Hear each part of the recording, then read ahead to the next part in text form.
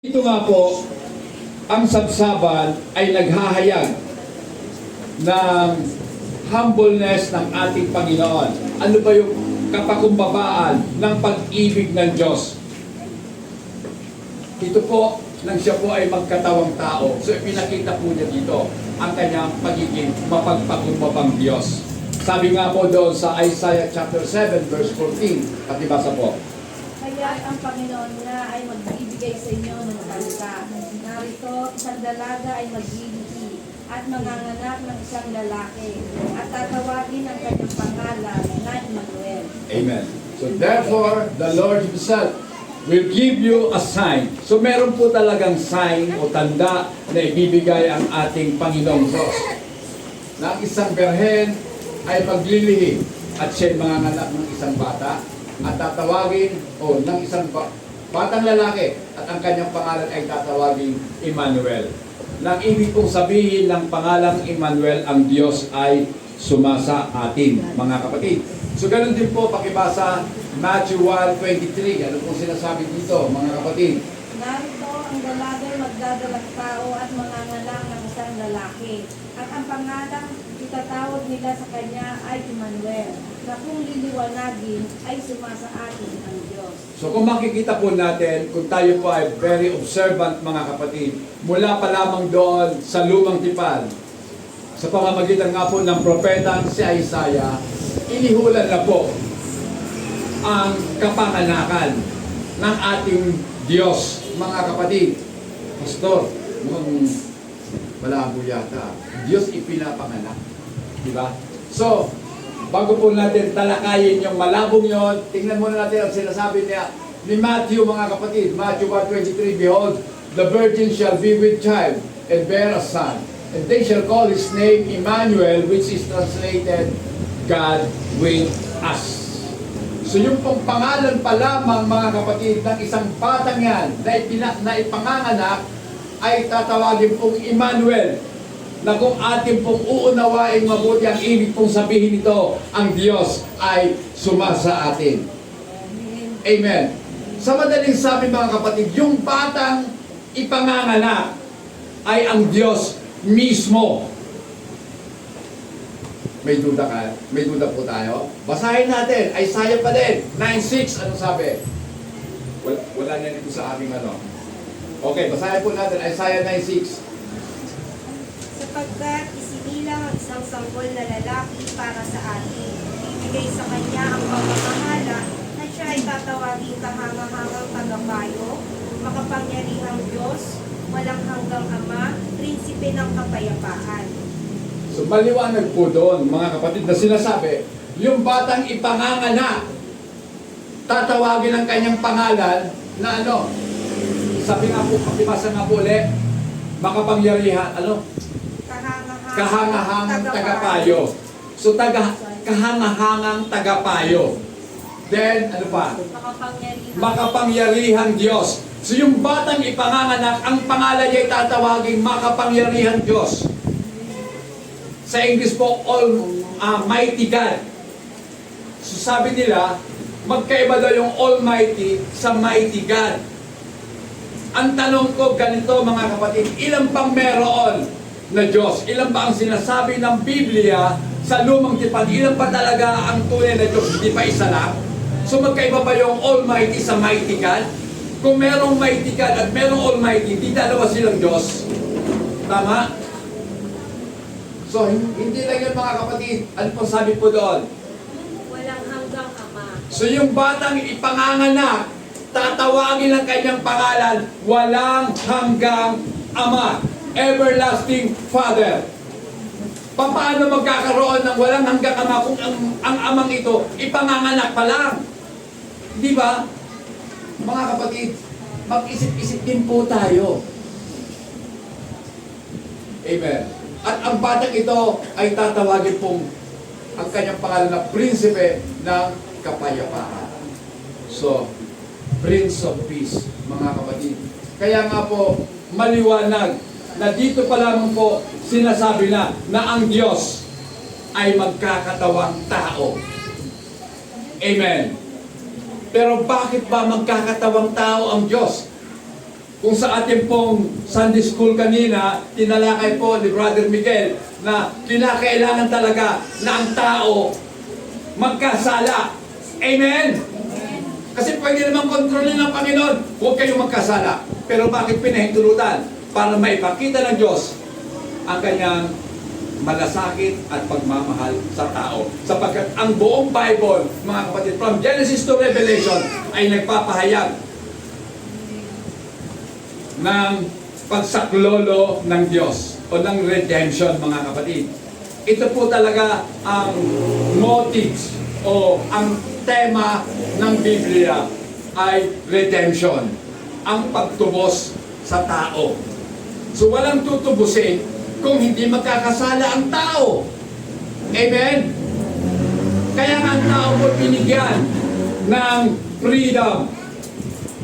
Diba? Meron tayong free will na tinatawag. Kasi malaya kang gawin kung ano ang gusto mo. Pero merong ang Diyos na kaakibat, na utos, huwag niyong kakainin. Amen. Ang bunga ng punong kahoy ng pagkakakilanlan ng mabuti at masama.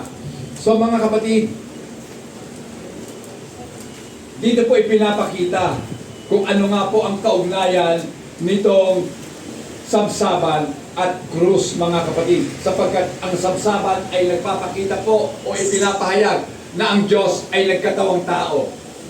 At doon naman po, mga kapatid, sa krus, ipinapahayag din po ng krus o ipinakikita ng krus na ang Diyos ay tutubusin ang tao.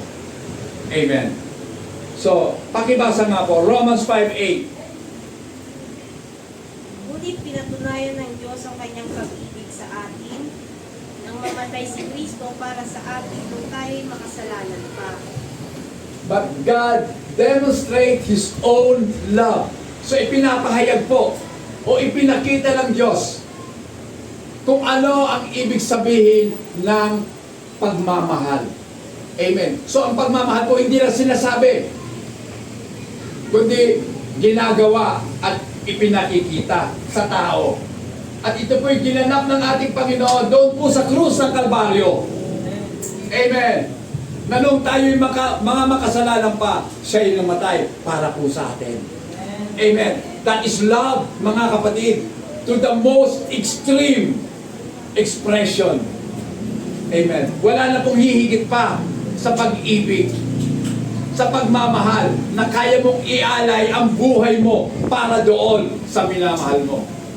Amen? Kaya nga po, hindi katakataka na meron pong mga magulang na kaya niyang ibigay ang puso niya sa kanyang anak. Mabuhay lang ang anak niya. Amen. Alam naman natin, na iisa lang ang puso. Kapag ang puso wala na sa'yo, patay ka na. So, oo, mamamatay ang magulang, pero mabubuhay ang anak. Mga kapatid, ganoon po kadakila ang pagmamahal ng ating Panginoon sa atin na kanyang mga anak. Amen. Kaya naman po, mga kapatid, ito po yung nararapat nating gawin bilang mga anak po ng Diyos. Kinakailangan po na ipakita natin sa Diyos ang ating dinamang pagmamahal sa Kanya. Amen. Hindi po tayo gumagante sa Diyos. Dahil ang pagmamahal ng Diyos ay hindi kayang suklian ng ating pong pagmamahal. Kulang ang pagmamahal natin para lamang ipahayag na mahal natin ng Diyos. Amen. Hindi ba, mga kapatid?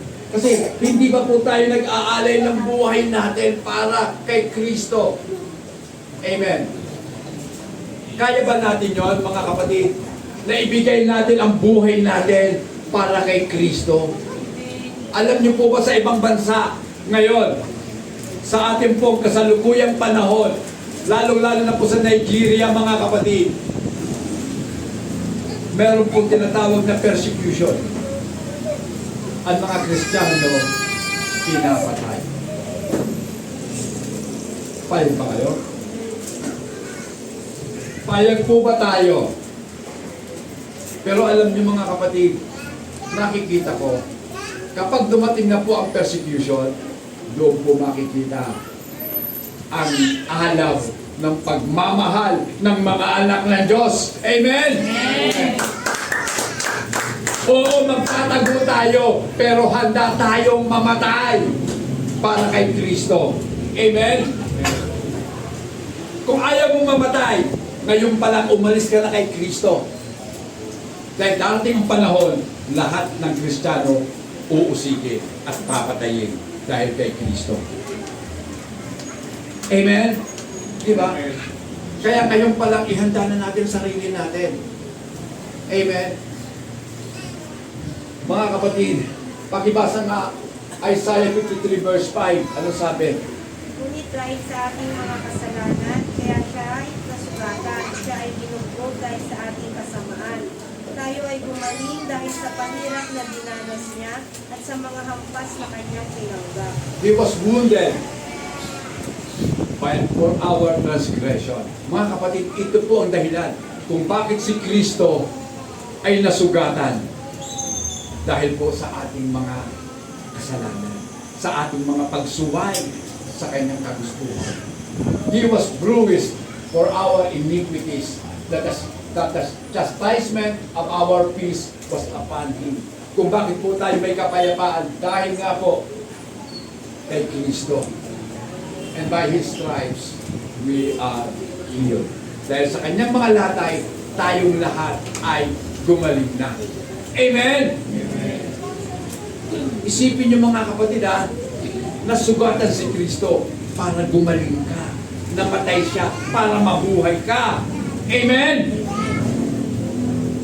Kaya nga po mga kapatid, kung babasahin pa rin natin 1 Peter chapter 3 verse 18, ano sabi? Ay, 16 ba? Hindi, 16 nga pala. 3:16 lang. Magito. Sige po. 1 Peter 3:16. Dito natin nalalaman ng pag-ibig. Inalay ni Kristo ang kanyang buhay para sa atin. Kaya dapat din natin ialay ang ating buhay para sa mga kapatid. Amen. Nakita niyo ba? Parang may pagkahawi, meron po parang relation between John 3:16 and 1 John 3:16. So John 3:16 ano sabi? For God so loved the world that He gave His only begotten Son, that whosoever believeth in Him should not perish but have everlasting life. 1 John 3:16. Ano sabi? By this we know love. Sa ganito makikilala natin ang pagmamahal because He laid down His life for us. Sapagkat inialay niya ang kanyang buhay para sa atin. And we also ought to lay down our lives for the brethren. Kaya kinakailangan din naman na tayo ay mag-alay din ng buhay para sa ating mga kapatid. Amen. Alang-alang sa pagmamahal mo sa iyong kapatid, kaya mong ibigay ang buhay mo para sa kanya. Amen. Yan po ang essence ng Christianity, mga kapatid. Ng magkakapatid. Amen. Na kaya mong ibigay ang buhay mo para sa kapatid mo. Buhay lang pinag-uusapan dito Hindi po pagkain. Sa pagkain pa nga, bahala kayo sa buhay niyo. Wala kayong makain, tamad nyo kasi. Di ba? Pero mga kapatid, hindi. Dapat ang isang Kristiyano ay marunong pong makiramdam. Amen? So, showing that His birth in poverty directly set the stage for His death for our salvation. Makikita po natin, sa Kanya nga pong kapanganakan, makikita na kagad natin na siya'y ipinanganak bilang mahirap. Amen? Hindi po siya ipinanganak na mayaman. Pwede naman di ba? Sa palasyo siya ipanganganak. O pwede naman, meron bang health center noon? Wala pa, no? Okay, wala. Okay, sa palasyo na lang. O pwede naman sa bahay. Pero wala Walang tumanggap sa magulang niya. Ibig sabihin, walang tumanggap kay Kristo. Amen? So sa ngayon, di ba, madalas tayo mag-share ng salita ng Diyos. Ang tanong, meron bang tumatanggap? Bihira lang. Yun lang mga anak ng Diyos ang tatanggap. sapagkat maliwanag ang sinasabi ng ating Panginoon na ang kanyang mga tupa ay makikinig sa kanyang tinig. Tanging ang mga tupa lang ng Diyos ang makikinig sa ating Panginoon. Amen? Kaya tanging tupa lang ang maliligtas dahil sila ay nakikinig sa salita ng Diyos. Amen. So both signifying His purpose to save us from sin and bring us to God. So mga kapatid, dito po nakikita kaagad, mga kapatid, kung paano ang ating Panginoon sa kanyang kapanganakan ay nababanaan na kaagad natin ang kahirapang susuungin niya maging ang kanyang magiging kamatayan. The helpless babe in the manger became a full-grown man who would bear our sins on the cross, making the manger the beginning of the path to redemption, with the manger leading to the cross, and the cross leads to life eternally. Mga kapatid. Pakibasa nga po. 2 Corinthians 5:21 ang sabi. Di nagkasala si Kristo, ngunit alang-alang sa atin, siya itinuring na makasalanan upang sa pakikipag-isa natin sa Kanya ay maging matuwid tayo sa harap ng Diyos. So mga kapatid, ito pong 2 Corinthians chapter 5 verse 21 ay patunay na si Kristo po ay Diyos. Amen. Si Kristo ay Diyos. Sapagkat lahat po ng tao ay nagkasala. Siya lamang ang hindi po nagkasala. Sa madaling sabi, hindi siya tao lang. Siya ay Diyos na nagkatawang tao. Mga kapatid. So, bagamat siya ay walang kasalanan, siya ay naging makasalanan dahil sa atin. Amen? Inako niyang lahat ang ating pong mga pagkakasala upang tayo'y tubusin sa ating pong mga kasalanan. Mga kapatid, tingnan po natin. 1 Peter 3:18 ang sabi. Sapagkat si Kristo na walang kasalanan ay namatay ng minsan para sa inyo na mga makasalanan, upang iharap kayo sa Diyos. Siya'y pinatay sa laman at muling binuhay sa Espiritu. Amen. So maliwanag mga kapatid, ipinapakita lamang dito na ang ating Panginoon, bagamat namatay, pero siya ay nabuhay muli. Amen. So, mga kapatid, kung titingnan po natin, ito nga pong kaugnayan ng sabsaban at ng krus, mga kapatid, ay kapahayagan po ng pagmamahal ng Diyos. It is a revelation of God's love. Amen.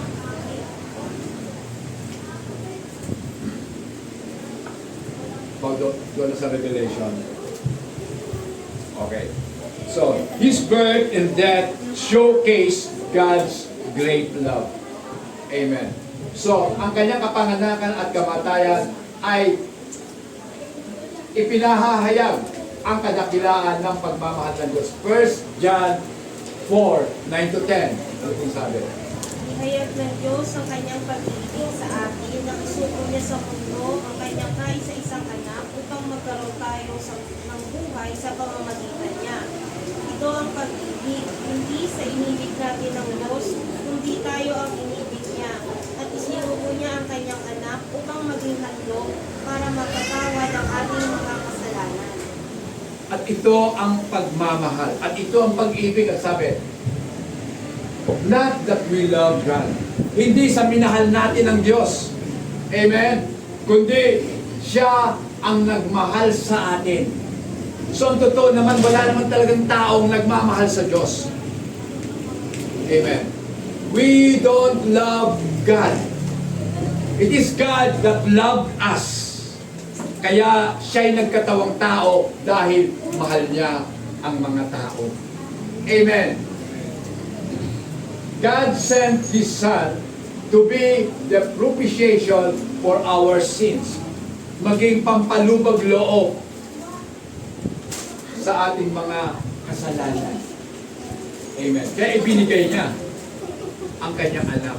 Mga kapatid, ang pinag-uusapan po dito, hindi anak na literal. Kung ating pong tatandaan, yung anak po natin, di ba, ay meron pong pinanggalingan yan. Hindi naman siya bigla na lang lumabas. Saan ba nanggaling yung anak?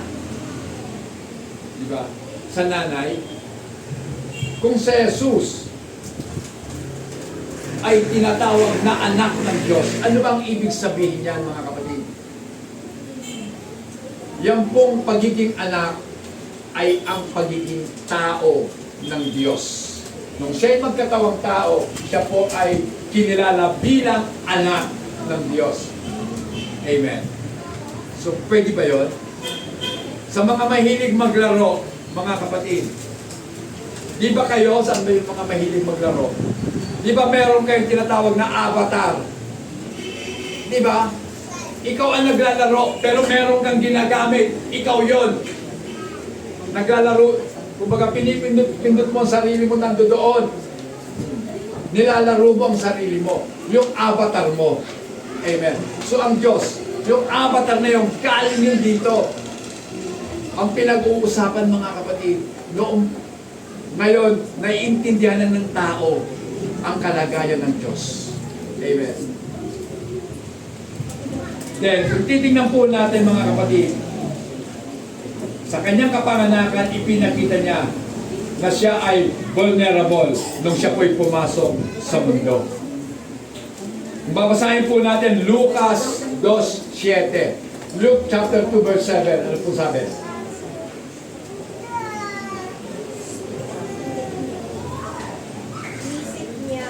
Sinilang niya ang kanyang panganay na isang lalaki. Tama ko ba? 2:7. Opo.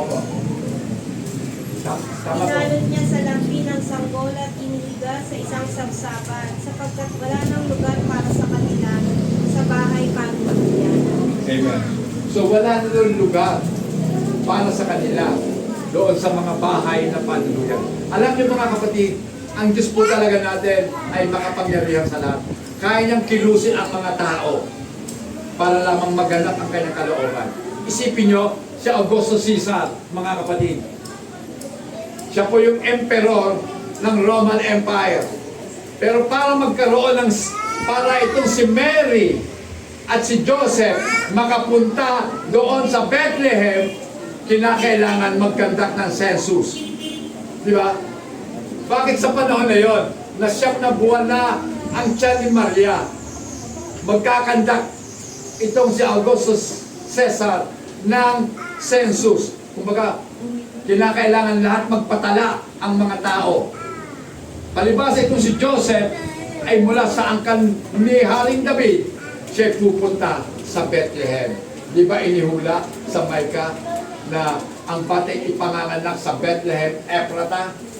So nakita nyo, ang kapangyarihan ng Diyos, ginawa ng lahat yan para lamang mapunta sila sa Bethlehem at doon ipanganak ang bata.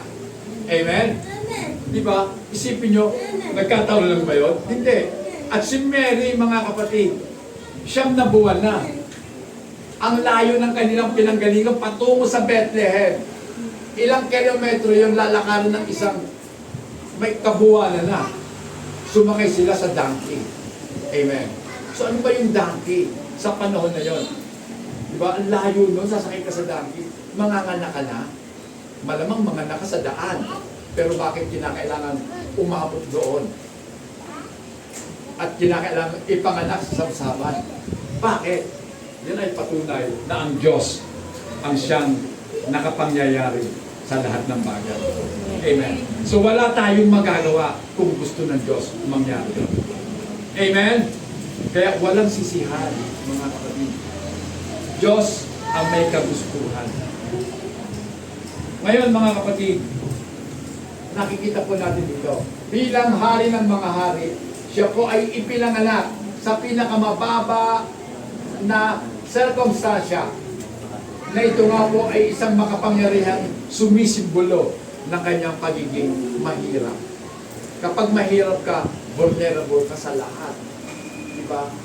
Ang dali mong lapitan ng mga masasamang loob kasi mahirap ka lang eh. Wala kang panlaban. Amen? Pero yun po yung kalagayan ng ating Panginoon. So pakibasa rin po, Philippians chapter 2 verse 8.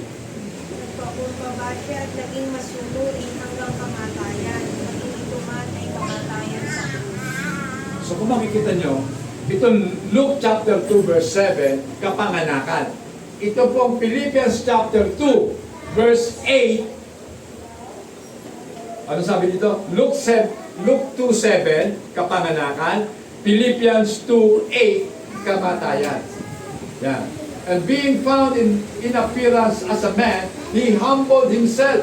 Siya'y nagpakumbaba o ibinaba niya ang kanyang sarili at siya'y naging masunurin hanggang kamatayan. Oo, hanggang kamatayan sa krus. Naging masunurin ang ating Panginoon. Amen. So, mga kapatid, pag-usapan na rin po natin ngayon, yung incarnation to redemption. So, makikita po natin sa tagpong ito, mga kapatid, yung connection ng sapsaban doon po sa krus. Mula sa kapanganakan patungo sa katubusan, mga kapatid.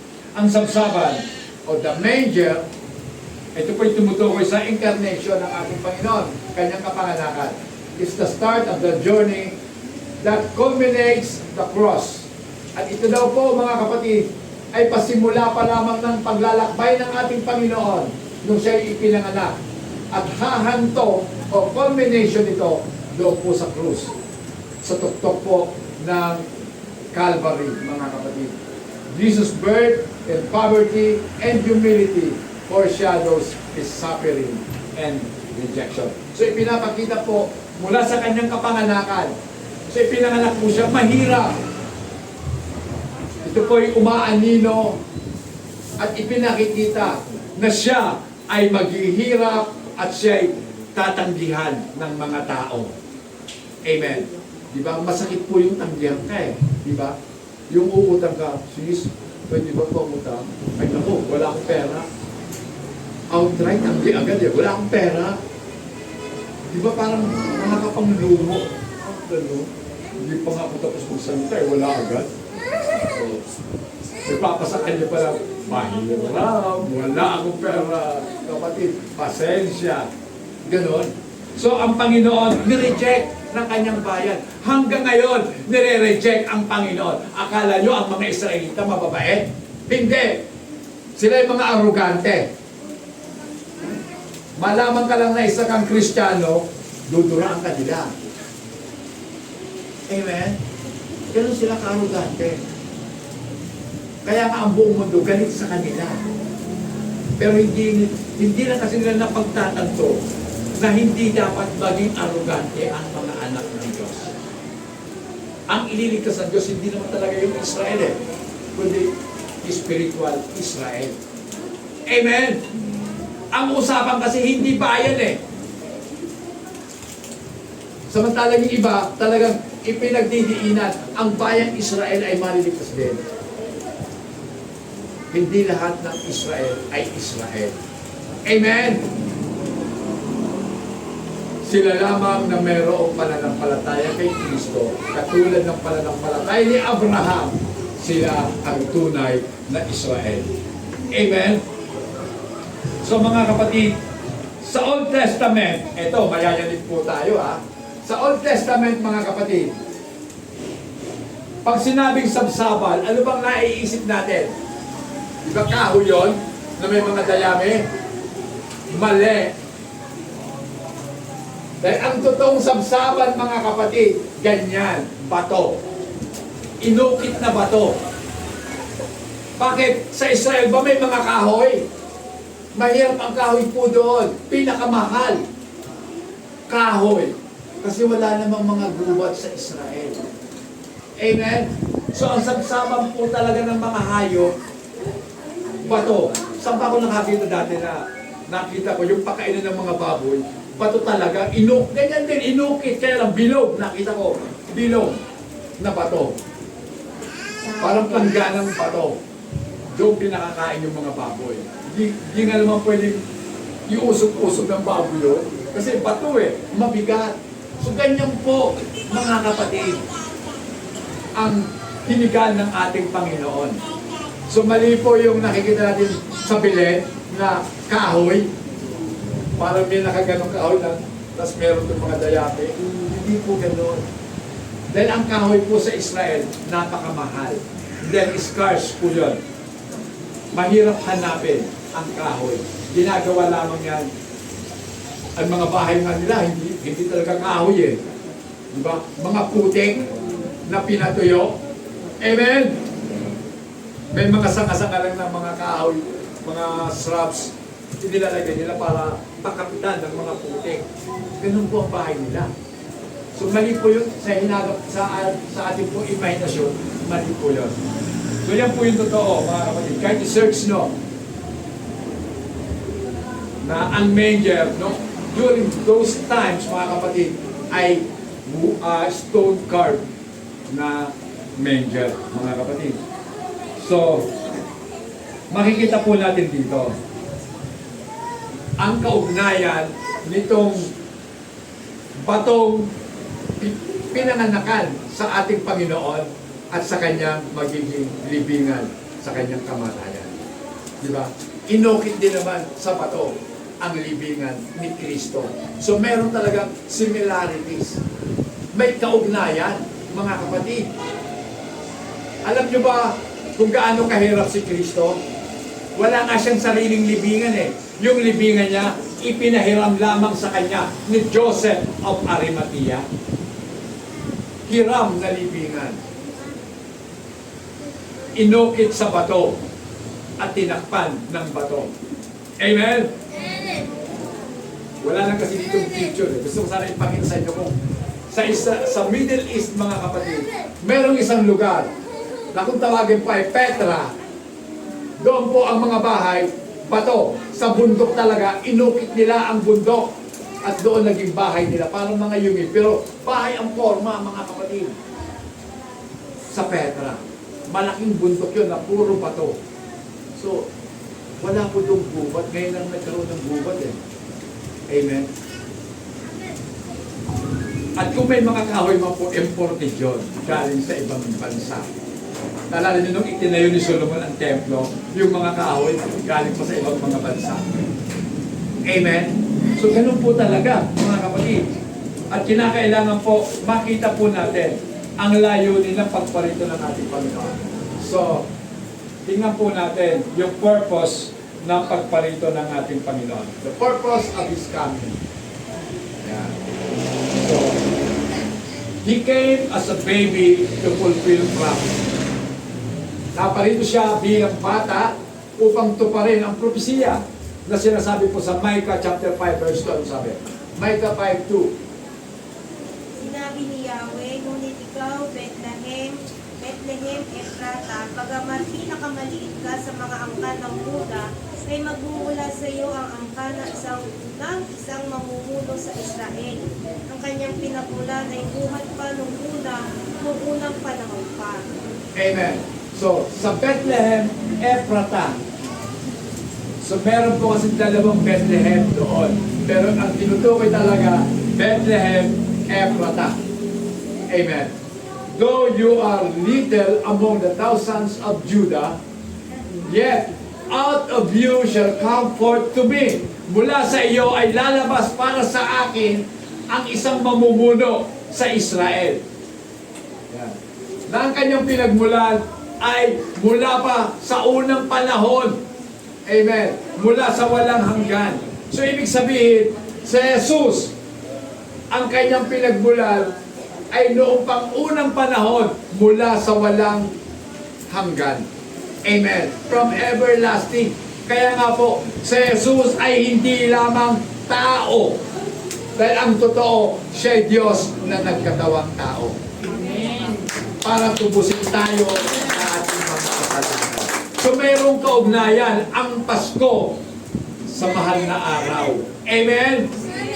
Dahil kung walang Pasko, sino ang ipapako sa krus? Kung walang kapanganakan, sino ang tutubos sa ating mga kasalanan? Amen? So mga kapatid, sinasabi nga po na ang ating pong mga kasalanan ay nangangailangan po talaga ng kamatayan. Kinakailangan may mamatay. Either tayo o kung sino pa man nakahalili natin. Pero minabuti ng Diyos upang maging makabuluhan ang kanyang pagparito bilang Diyos, siya po ay hindi nagkasala. Bagamat tinukso, subalit hindi kailanman bumigay sa tukso. Hindi nagkasala ang ating Panginoon. Amen? Kaya siya ang karapat-dapat na maging tagapagligtas ng sangkatauhan. Hebrews chapter 2 verse 14, ano sabi? Dahil sa ang mga anak na tinutukoy niya ay tao, naging tao rin si Jesus. At tulad nila'y may laman at dugo. Ginawa niya ito upang sa pamamagitan ng kanyang kamatayan ay mawasak niya ang diablo na siyang may kapangyarihan sa kamatayan.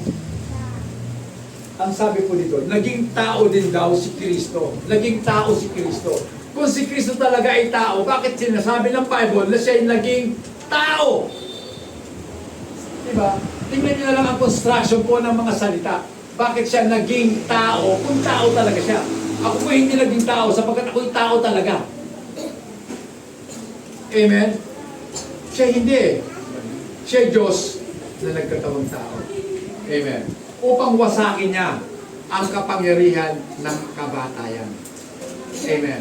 So paano wawasakin ang kapangyarihan ng kamatayan? Sa pamamagitan ng kanyang kamatayan. Wawasakin niya ang kapangyarihan ng kamatayan sapagkat siya ay mabubuhay muli. Amen? So mga kapatid, diyan po na maa-accomplish po lamang ito kung si Kristo po ay mamamatay. Okay, pakibasa po. 1 Timothy 3:16. Hindi may kakaila na napakadakila ng buwaga ng ating relihiyon. Siya'y nahayag sa anyong tao, pinatunayang matuwid ng espiritu at nakita ng mga anghel. Ipinangaral sa mga bansa, pinaniwalaan sa sanlibutan at itinaas sa kaluwalhatian. Okay. Sa English po kasi maliwanag sinasabi dito. God was manifested in the flesh. Ang Diyos ay nahayag saan? Sa laman. Ang Diyos po ay nagkatawang tao. Then justified in the Spirit. Seen by angels. Nakita ng mga anghel. Preached among the Gentiles. Ipinangaral sa mga hintil na si Kristo ay Diyos na nagkatawang tao. Pinaniwalaan ng buong mundo, tinanggap sa kaluwalhatian. Amen. So yan po yung hiwaga ng ating Panginoon. Ang hiwaga po ng kabanalan. Amen. So maliwanag po dito mga kapatid na ang sabsaban po is where the Savior arrived. The cross is where He accomplished salvation. So, ang sabsaban po ay isang partikular na lugar na kung saan ang ating Panginoon ay ipinanganak. At ang krus naman po ay isang instrumento ng kamatayan upang ang ating pong kaligtasan ay maging ganap. Amen. Ngayon, pag-usapan na po natin yung humiliation and glory. Yan. Pag sinabi pong humiliation, ang ating pong Panginoon ay totoo pong nagpakababa at talagang ibinaba siya. Amen. At ang kaluwalhatian. Both are pointing to a profound humiliation, a stable, and a cross. Pag sinabi pong stable, ano ba sa Tagalog ang stable? Quadra. Amen? At ang krus, mga kapatid. Pag sinabi pong stable, ang ibig sabihin po sa English, mga kapatid, ay physical dwelling or shelter for animals. Kaya quadra, tawag ko doon, quadra. Doon po nakakulong yung mga kabayo, o kaya kung ito man po ay mga tupa, ano ba tawag doon? Kulungan na lang. Sabi doon, kulungan ng mga tupa. Okay. So, yung krus, mga kapatid, ay sumisimbolo po. Ito yung instrumento ng kamatayan na ginamit ng mga naunang mga imperyo upang hayagang patayin ang isang kriminal at ipakita sa tao ang kanyang kamatayan. So pag sinabi pong crucifixion, ito po yung nakakahiyang kamatayan. Sapagkat lahat po ng ipinapako ay mga kriminal. Diba? Kung maalala nyo, ang Panginoong Yesus, sa kanyang kaliwa at sa kanyang kanan, may dalawang kriminal. Siya yung pinakagitna. So kita nyo mga kapatid, talagang ipapahiya ka.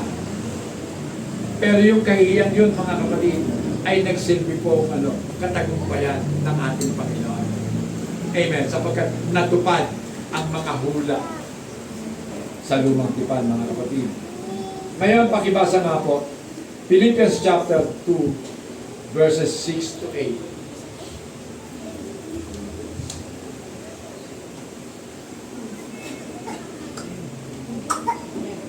Kahit taglay niya ang kalikasan ng Diyos, hindi niya ipinagpilitang manatiling kapantay ng Diyos.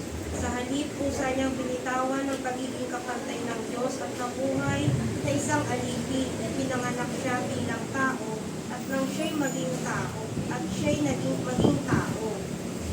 Yeah. Mabalikan pa, no? And being found in appearance as man. Nung siya'y nasumpungan na sa anyong tao. Yan. So tingnan niyo ang pagkakahanay ng mga salita. He humbled himself. Siya'y nagpakumbaba. O ibinaba niya ang kanyang sarili, naging masunurin hanggang doon sa kamatayan. Oo, sa kamatayan sa krus. Verse 9, ano sabi?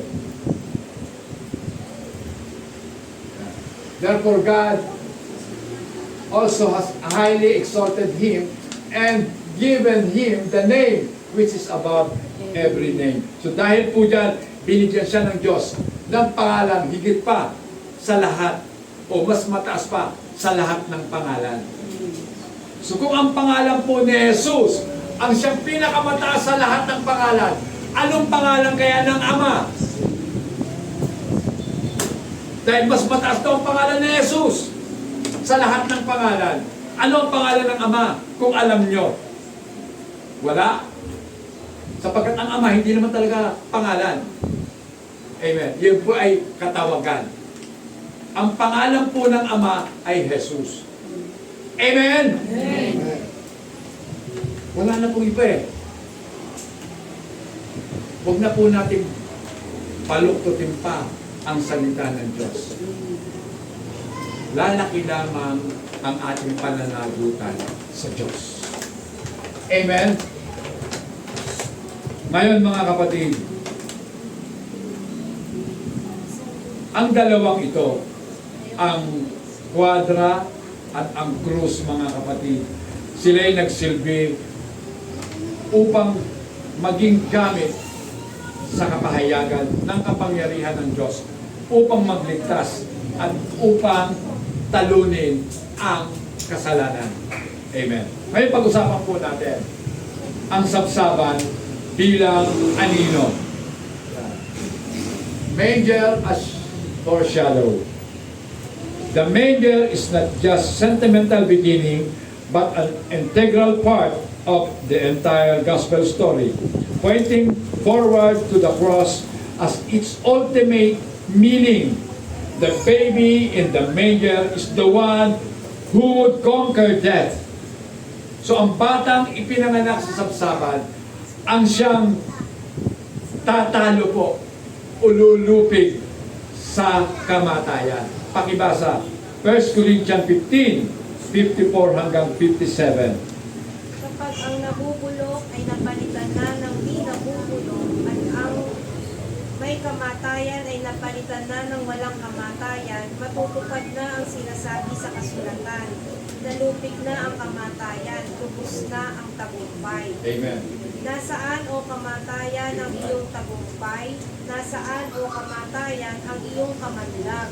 56. Ang kamandag ng kamatayan ay ang kasalanan at ang kapangyarihan ng kasalanan ay nagmumula sa kautusan. 57. Magpasalamat tayo sa Diyos na nagbibigay sa atin ng tagumpay sa pamamagitan ng ating Panginoong Hesukristo. Amen. So mga kapatid, pag pinag-usapan po ang kasalanan, nakahantong po sa kamatayan, wala na pong dadaig pa, kundi dadaig pa sa ating Panginoong Hesukristo sapagkat kanya nga pong napagtagumpayan ang kamatayan. Amen? Siya po'y nabuhay muli na simbolo o naglalarawan po ng tagumpay doon sa krus ng Kalbaryo. Jesus' resurrection brings forth celebration. Amen. Ang kanya pong pagkabuhay muli ay magdadala po sa atin ng dakilang pagdiriwang. Amen. Kaya ipagdiwang natin ang pagkabuhay ng ating Panginoon. Amen. Kaya nga mahalaga talaga, hindi yung birthday, mahalaga yung kamatayan ng tao. Amen. Amen. Bakit mahalaga? Bakit ito? Pwede mo nang isipin, anong uri ba ng kamatayan ang gusto kong maging kamatayan? Amen. Yung kapanganakan mo, wala ka namang hawak doon eh. Dahil ipinanganak ka na lang ng nanay mo. Pero yung kamatayan mo, nasa sayo na ang desisyon. Kung anong uri ng kamatayan ang gusto mo. Amen? Sabi nga ng iba eh, gusto ko pag namatay ako, parang natutulog lang. Ganda ko. Diba? Ganda ron niya, pag namatay siya, parang tulog lang. Yun lang ang akala ng tao, pero hindi maganda sa Diyos yun. Ang pinakamagandang kamatayan, kahit na dikdikin pa ang katawan mo para kay Kristo, kaya mo. Sapagkat para sa iyo, yun na ang pinakamagandang kamatayan. Amen? Amen. Amen? Amen. Ba? Masarap pong mamatay. Yes. Dahil kay Kristo. Diba? Pugutan ka ng ulo. Ang dami pong Christian sa Middle East. Pinupugutan ng ulo. Handa po silang magpapugot ng ulo nila. Dahil doon po, mas dakila ang gantimpala para sa kanila. Amen! Kaya ba natin yun? Oh, hindi dapat pinitin. Gawin po natin. Sapagkat yan po yung katotohanan, mga kapatid. Alam nyo, nakakalungkot ito. Ang mga tao po ngayon, lagi po tayong ang gusto po lagi natin, maalwan na buhay. Di ba? Gusto natin, nakaaangat tayo sa iba. Lutang tayo sa iba. Amen? Gusto natin ganun eh. Na nakikilala tayo, kinikilala tayo, tinitingala tayo. Ayaw po natin nagiging basahan tayo. Pero kung ang pagiging basahan ay kakasangkapanin ng Diyos para marami pang maligtas, okay lang maging basahan tayo, mga kapatid. Amen. Sapagkat, mga kapatid, ang tinitingnan ng Diyos ay ang puso ng tao. Yun lagi ang tinitingnan ng Diyos. Kaya, sa atin po, mga kapatid, bilang mga anak po ng Diyos, seryosuhin na po natin ang ating paglilingkod sa Diyos. Hindi lang tayo dadalo para lang, ay, magpapasko na kasi, dadalo na ako. Kasi, inumpisahan ko noong January, tatapusin ko ngayong December. Pero January lang, saka December sila nagpunta. Yung gitna, bahala na si Batman doon. Diba? Ganun tayo eh. First and last, parang tatay ko. Sabi niya, ako nakapasok nung ako'y bininyagan. Nakapasok siya ng simbahan nung siya'y bininyagan.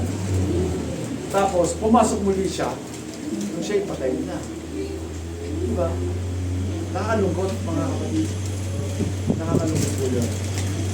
Sa kanong pala, ikinasal sila ng nanay ko. Siyempre, kasal. Siyempre sa simbahan. Pero hindi naman nakita talaga ito. Siguro, birthday niya, pupunta rin sa simbahan. Pero hindi namin nakakasama yun sa pagsimba. Noong araw, ang tawag ko pa, simba. Simba naman talaga, di ba? Sumisimba tayo lahat. Noon dati. Pero ngayon, hindi na. Tayo po'y sumasamba na sa ating Panginoon. Ngayon, mga kapatid, darating na po tayo sa conclusion. Pagka alas 11, pwede na. Pinakamaaga ko ito eh. Conclusion na yun, mga kapatid. Hindi ko alam kung bakit maaga. Maaga. Okay. The manger and the cross together illustrates God's plan of salvation. Ang sabsaban at ang krus, silang dalaway magkasama upang ipakita, ipahayag ang plano ng pagliligtas ng Diyos. Amen. So nasa plano yun eh. Ang tao magkakasala. Siyempre, sa pagkakasala ng tao, kinakailangan nila ng tagapagligtas mula sa kasalanan. So kinakailangan ang Diyos mismo magkakatawang tao. Alam nga naman magsugo siya. Sino susugo niya? Oy anak, punta ka nga dun sa lupa, tubusin mo sila. Eh paano sinasabi sa banal na kasulatan na ang Diyos mismo ang tagapagligtas? Di ba? Sabi po na Isaiah yun, ang Panginoon ang siyang tagapagligtas. Paano kung mag-uutos ka? Ikaw pa rin ba tagapagligtas? Hindi! Nag-utos ka lang. Pero hindi ikaw ang aktual na nagligtas. Okay. So, para magkatawang tao, kinakailangan ipanganak. Diba? Ang kapanganakan may dahilan para tubusin ang tao sa krus ng Kalbaryo. Para yung anak, mayroong dugong itititis para sa kabayaran ng ating mga kasalanan. So makikita po natin dito yung koneksyon o kaugnayan ng kapanganakan ni Kristo sa kanyang kamatayan. Amen. Diba? Pareho po sa bato. Sa bato yung pinanganak, sa bato rin humimlay sa kanyang kamatayan. Amen. At tayo pong lahat ay nakatayo sa batong matibay. Amen. Ang ating pananampalataya ay nakatayo sa batong matibay na walang iba kundi ang ating Panginoon, ang bato ng ating pong kaligtasan. Amen. Mga kapatid, ito po ang siyang, pag sinabi pong paving the way, baga, ito yung nagsemento, nagsaayos ng daan upang tayo po na mga Kristiyano ay makaranas ng kapanganakan muli. Amen. Kung wala pong pagkabuhay muli, wala rin pong kapanganakan muli. Hindi po tayo mag-born again kung hindi nabuhay ang ating Panginoon. Tumayo po tayo lahat mga kapatid.